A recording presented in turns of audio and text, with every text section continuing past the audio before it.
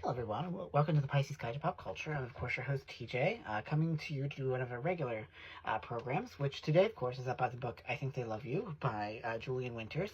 A great little romance. I don't use the word little, like, dismissively. You know, I'm always just using that as a random adjective. Anyway, so it is a very great book about the relationship between Denzel and Braylon.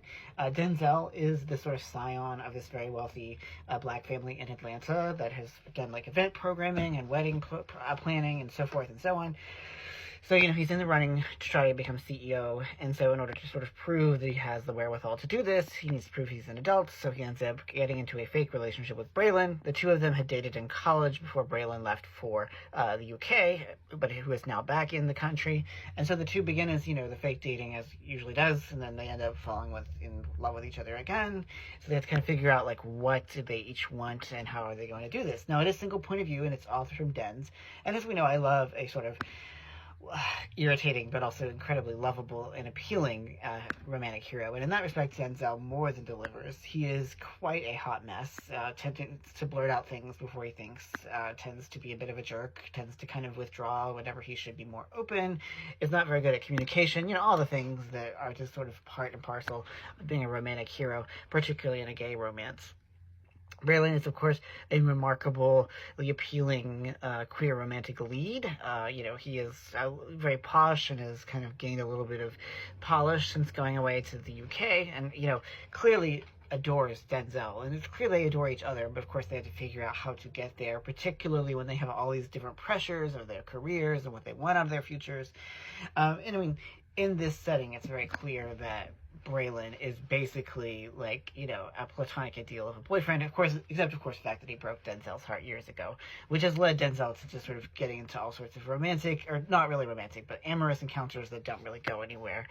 And so, you know, for him, the struggle is not only can I trust this person with my heart again, and do I want to, you know, be adventurous and try to do this, but also, like, what do I want? Do I want this job as CEO after all? Or is it just the thing I'm doing because it's what I think I have to do as a member of this very prominent and powerful and wealthy Carter family? So far so good. I think it's all extremely well written. The sex scenes are very hot. You know, I love a gay sex scene in a romance novel, and in this regard, it more than delivers. So I appreciate that, you know, we get the, you know, the real immersion in Denzel's point of view, and we understand, like, where he's coming from and how his personality and his struggles have been shaped. I also like that we get so much of his family. We get his sister Kami, we get his younger sister, we get his cousins, his aunties, to some degree his uncles. His parents obviously are a key part of this, and I just, you know, we see so much in fiction and romance that we have friends, you know, we have a very limited sort of cast of characters when it comes to romance typically, and family doesn't always get the attention that it deserves, but I think that's really an important aspect of this, and that we see a loving, stable, you know, very affluent black family, and I think that's a really important bit of representation. And I also think it's really important that we have two black men falling in love with each other. Now, I'm obviously in an interracial relationship. If you don't know, my partner is black. But, you know, we see that so rarely in mainstream gay romance, let alone in traditionally published gay romance. And so I really think it's extraordinary that Winters has written this book. He's written a lot of YA books, but this is his first adult romance. And so I really just, you know, representation is so absolutely vital, especially at this fraught moment. And so to see this really powerful, affecting, erotic, you know, relationship between two black men who are both very successful and clearly love each other is really remarkable. Braylon is a bit of a tragic figure in some ways because both of his parents have died. His mother died when he was young. His father died shortly before the story begins.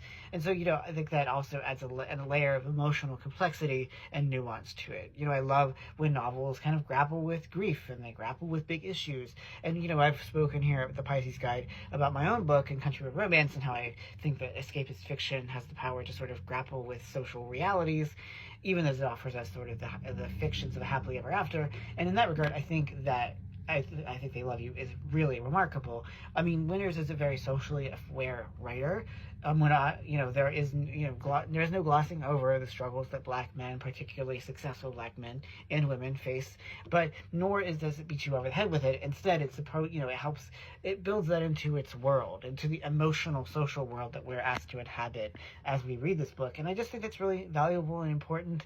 And I think it's really valuable and important that it's a gay black man writing about these experiences. Again, I don't want to wade into the who has the right to write romance, gay male romance, but I do think it is important for gay male voices to emerge in gay romance. I think that is important. I don't think they're the only people who can write it, but I do think they're a valuable part of the tapestry that is the gay romance world.